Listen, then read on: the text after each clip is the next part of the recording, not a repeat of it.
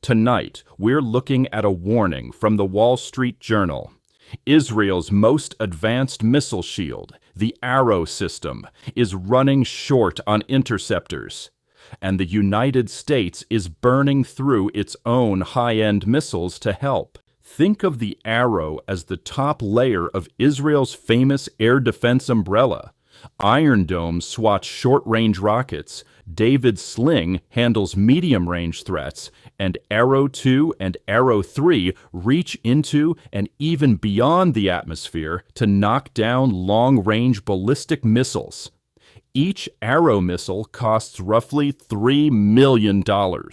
Those missiles worked exactly as advertised on the night of April 13th, when Iran launched more than 300 drones, cruise missiles, and ballistic missiles directly at Israel.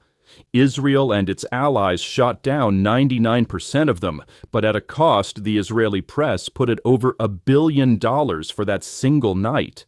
Since then, Hezbollah rockets from Lebanon and Houthi drones over the Red Sea have kept Israeli crews firing and refiring their most expensive interceptors. The United States faces the same math from the decks of its destroyers.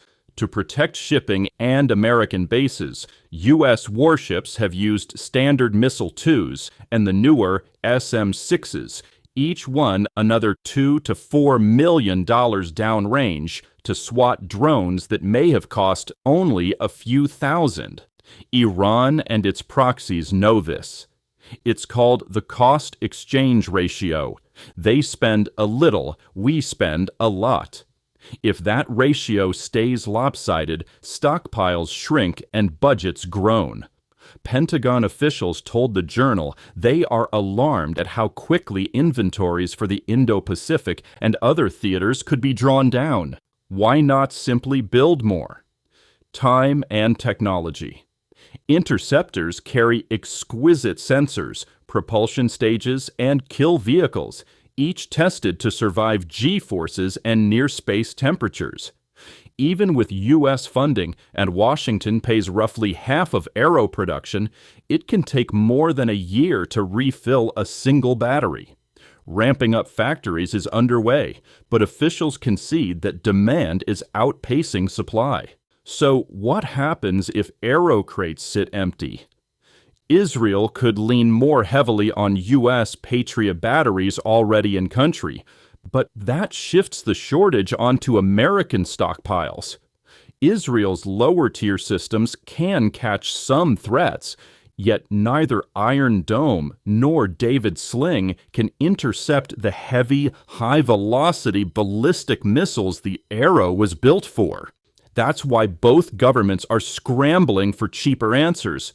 Laser defenses like Israel's Iron Beam, electronic jamming, even old-fashioned flak to shred drones before they reach urban areas. Diplomats, meanwhile, are pressing for a regional deal that reins in the cycle of tit-for-tat attacks.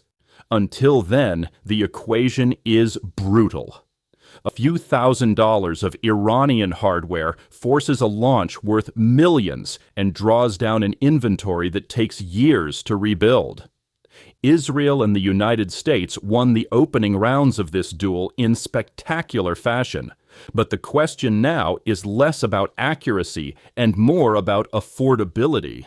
The next major barrage may test not just missile technology, but the balance sheets and production lines behind it.